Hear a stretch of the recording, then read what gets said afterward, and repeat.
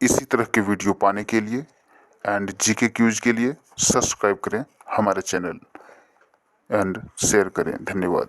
नमस्कार, स्वागत है आपका वर्मा कोचिंग JCERT और हम लेकर हाजिर हैं क्लास 8 का आधुनिक भारत। ये सामाजिक विज्ञान है और ये इतिहास का बुक है जिसमें हम पार्ट 3 का क्वेश्चन आंसर करेंगे। और इससे पहले हम अध्याय 1 और 2 का भी क्वेश्चन आंसर कर चुके हैं। आप हमारे प्लेलिस्ट के माध्यम से भी सभी विषयों के क्वेश्चन का आंसर देख सकते हैं। आइए शुरू करते हैं पहला क्वेश्चन का आंसर।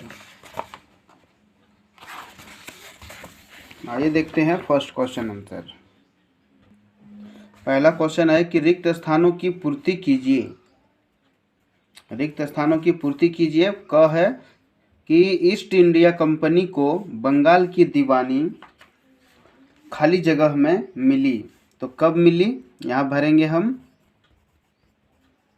12 अगस्त 1765 ईस्वी में। जगह कम था इसलिए ऊपर लिख दिया हूँ, इंग्लिश से आप हिंदी से लिख लेंगे, ठीक है। और दूसरा है ख कि अस्थाई बंदोबस्त व्यवस्था खाली जगह ने लागू की थी। तो अस्थाई बंदोबस्त व्यवस्था किसने लागू की थी? लॉर्ड कॉर्नवालिस ने। तो इसका आंसर लिखेंगे लॉर्ड कॉर्नवालिस ने की थी, ठीक है।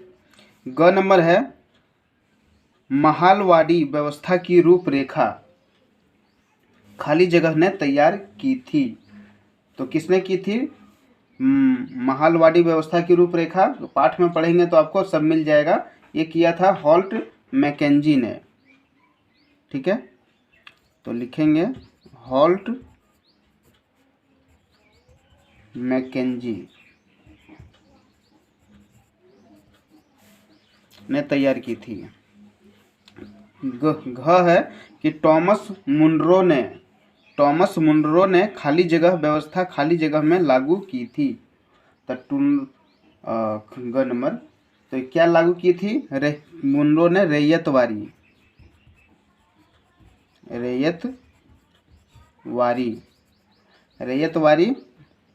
व्यवस्था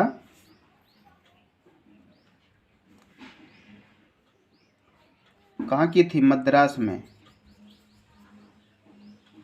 मद्रास और मुंबई में। मद्रास और मुंबई में लागू की थी, ठीक है। अगला है पांचवा है 1 नंबर कि नील विद्रोह की शुरुआत खाली जगह जिले में हुई थी। तो नील विद्रोह की शुरुआत कहाँ से हुई थी? नदिया जिले से, ठीक है। ये हुआ क्वेश्चन आंसर पूरा। अब दूसरा का क्वेश्चन आंसर देखते हैं। दूसरा में कहा गया है कि निम्न प्रश्नों का उत्तर दीजिए। रैयतवाड़ी व्यवस्था कहाँ एवं किसके द्वारा लागू की गई थी? तो देखते हैं रैयतवाड़ी व्यवस्था कहाँ एवं किसके द्वारा लागू हुई थी। जैसा कि अभी हमने यहाँ पर देखा है, यही इसका आंसर हो जाएगा कि टॉमस मुनरो ने रैयतवाड़ी व्यवस्था मद्रास मुंबई में लागू की थी। यही आप आंसर इसका लिख सकते हैं, ठीक है। तो इसमें हम यहीं पर लिख देते हैं इसका आंसर क नंबर का, ठीक है। यहीं पर लिख देते हैं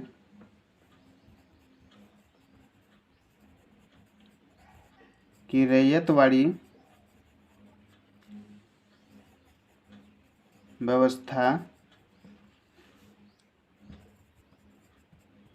मद्रास एवं मुंबई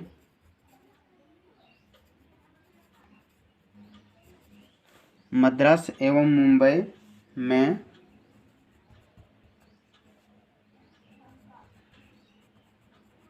टॉमस मुनरो द्वारा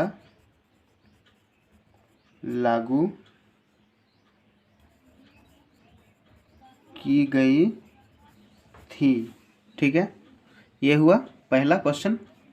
दूसरा है ख का कि निज खेती व्यवस्था के तहत नील की खेती कैसे होती थी।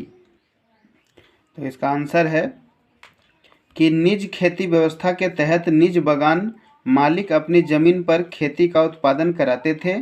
जमीन कम पड़ने पर वे दूसरों की जमींदारों से जमीन भाड़े पर लेकर उसे नील की खेती मजदूरों से कराते थे। ठीक है, ये हुआ आंसर। अगला देखते हैं। ग नंबर है कि बागान मालिक और किसानों के बीच होने वाले अनुबंध में क्या शर्तें रहती थी। तो इसका आंसर है कि बागान मालिक और किसानों के बीच होने वाले अनुबंध में बागान मालिक उन्हें नील के उत्पादन के लिए कम ब्याज दर पर कर्ज देते थे। रेतों को अपनी जमीन की 1/4 हिस्से में नील की खेती करनी पड़ती थी। किसान फसल उत्पादन के बाद उसे बागान मालिक को सौंप देते थे। उसे नील की बेहद कम कीमत मिलती थी, जिसके कारण किसान कर्ज लेने के चंगुल से नहीं निकल पाते थे। यही शर्तें उसके साथ लागू होती थी। अगला क्वेश्चन है घ नंबर की रैयतवाड़ी व्यवस्था को दक्षिण भारत में क्यों शुरू किया गया था। तो इसके 2 का घ का आंसर है कि इस व्यवस्था को लागू करने का मुख्य कारण यह था कि इस इलाके में बड़े जमींदार नहीं थे। इसके तहत उपज होने वाली आय का लगभग आधा भाग लगान के रूप में वसूल किया जाता था। मद्रास के इस व्यवस्था को लगभग 30 वर्ष तक लागू रही। किसान को इस में अधिक लगान लिए जाने के विरुद्ध न्यायालय में जाने वाली की अनुमति नहीं थी। मुंबई और मद्रास में जहां यह व्यवस्था लागू की गई थी, वहां के बुरे परिणाम सामने आए। लगान की राशि अधिक होने के कारण किसानों को भी कभी कभी लगान चुकाने के लिए साहूकारों से कर्ज लेना पड़ता था, जिसके कारण धीरे धीरे वह अपनी ज़मीन मालिकाना भी हक खोते गए। ठीक है, ये पेज नंबर आपको 34 में मिल जाएगा इसका क्वेश्चन का आंसर। ठीक है, फिर देखते हैं अगला क्वेश्चन है, जो ये लास्ट क्वेश्चन है।